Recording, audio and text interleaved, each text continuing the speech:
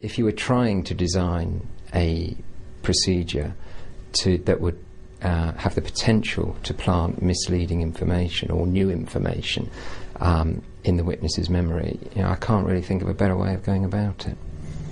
It doesn't greatly surprise me that we now start to see some inconsistency of the later statements with the earlier statements. Tracy positively identifying the cagoule means the police now have a witness who can connect the jacket to the killer.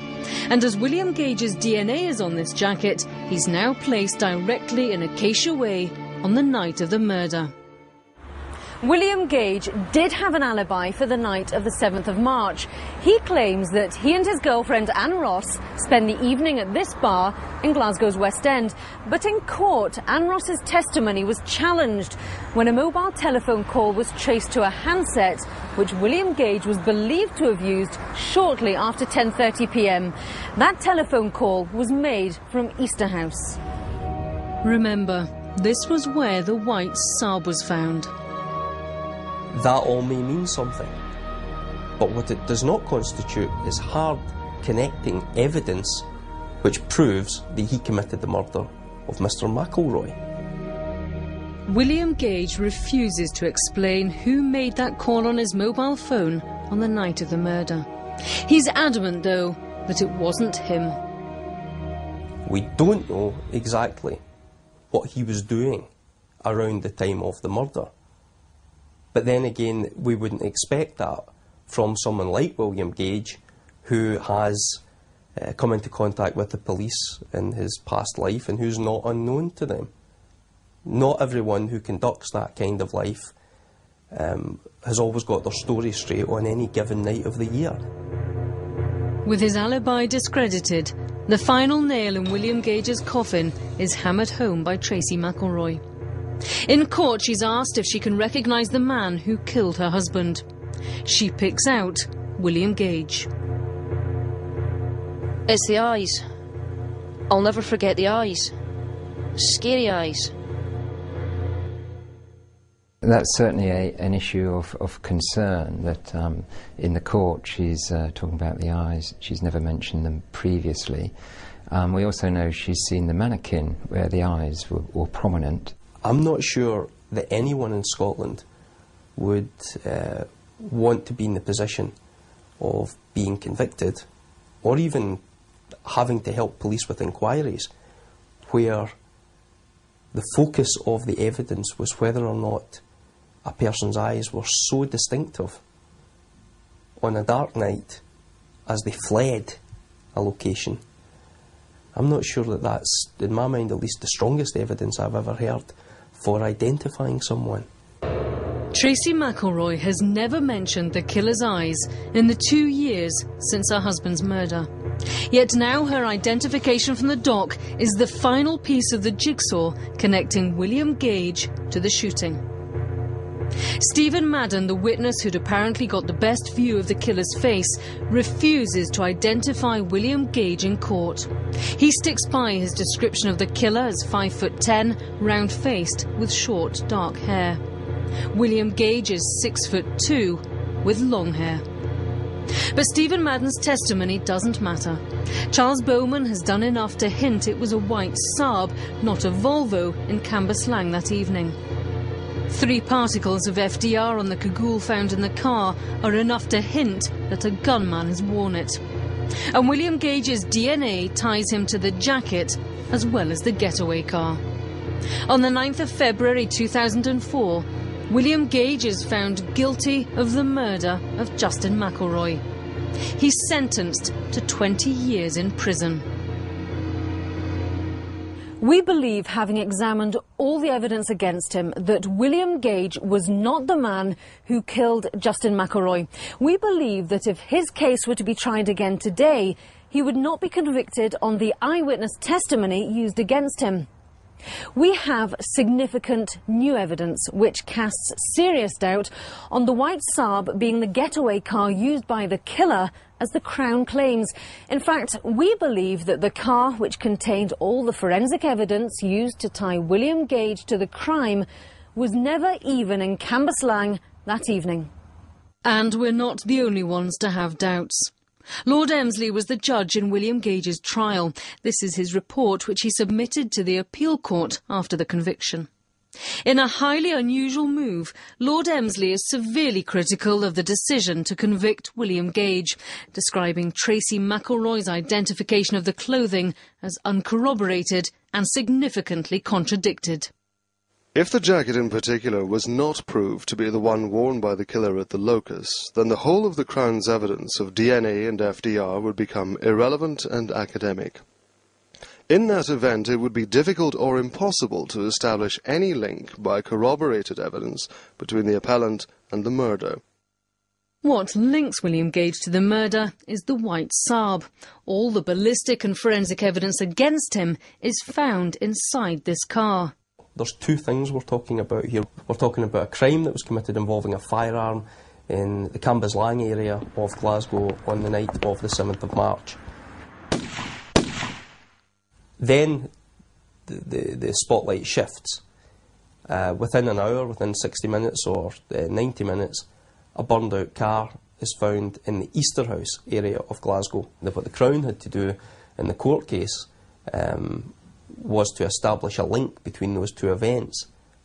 Whether or not those two events were actually connected, in my mind, some doubt resides. If this Saab did not make the short journey from Cambuslang to Easterhouse, then the entire Crown case against William Gage collapses. William Gage's lawyers demanded to view CCTV footage covering the roads in between Cambuslang and Easterhouse. If the white Saab was used as a getaway vehicle, then surely it would appear on one of these cameras. But delays in obtaining the tapes mean the CCTV footage has never been viewed by anyone connected with William Gage's defence. But the footage has been seen by the police. Tonight we can reveal the white Saab found in Easterhouse, William Gage's getaway car according to the Crown, does not appear in any of the numerous CCTV tapes viewed by the police. And we have the paperwork to prove it. The information it contains was never revealed to the jury at the trial. You may wish to note that there is no CCTV recording of the Saab motor vehicle on any of the tapes viewed by the police. If the white Saab doesn't appear on the CCTV footage, then we can't be sure it is in any way related to the murder of Justin McElroy. And if we can't connect the Saab to the murder, then neither can we connect the jacket with William Gage's DNA on to the murder. Therefore, we can't connect William Gage to the murder. This leaves only Tracy McElroy's identification of William Gage as the one remaining piece of evidence which puts him in Acacia Way that night. She identified William Gage by his eyes. Once again, the trial judge, Lord Emsley, is sceptical.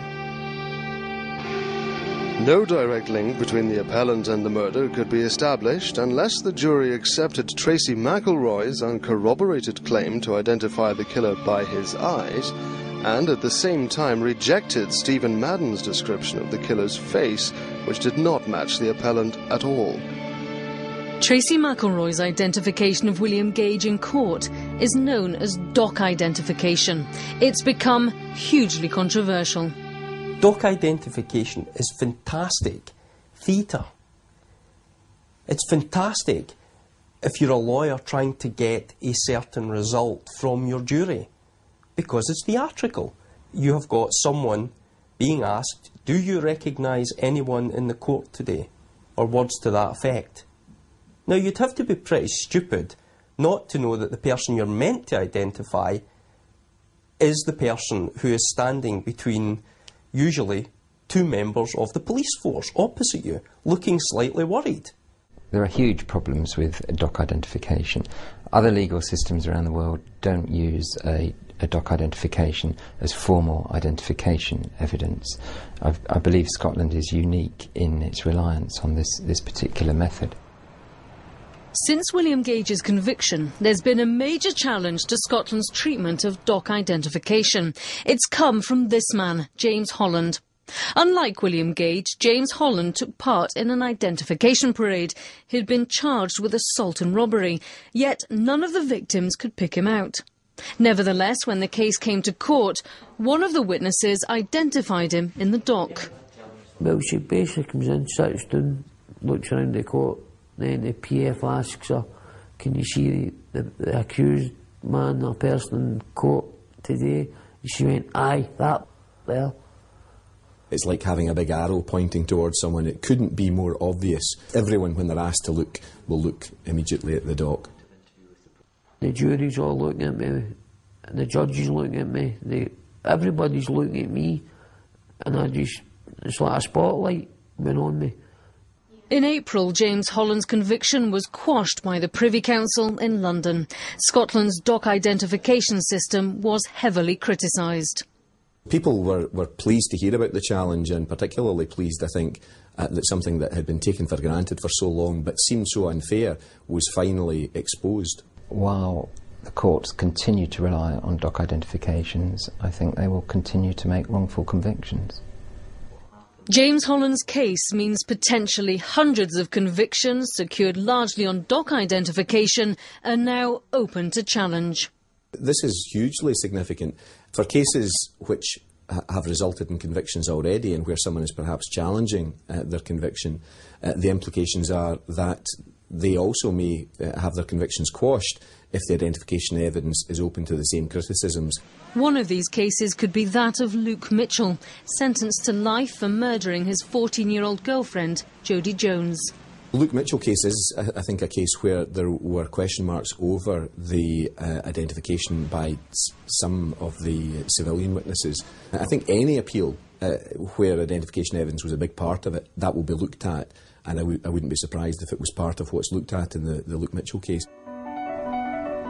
The Miscarriages of Justice Organisation Scotland is now examining the case of William Gage. He's currently awaiting the outcome of his appeal, but he fears the worst. Neither the CCTV evidence nor the new thinking on eyewitness identification were heard at his appeal. But both could form part of a submission to the Scottish Criminal Cases Review Commission. There are many unanswered questions about this case. Who did Justin McElroy owe the £50,000 to? Is this person the key to who pulled the trigger?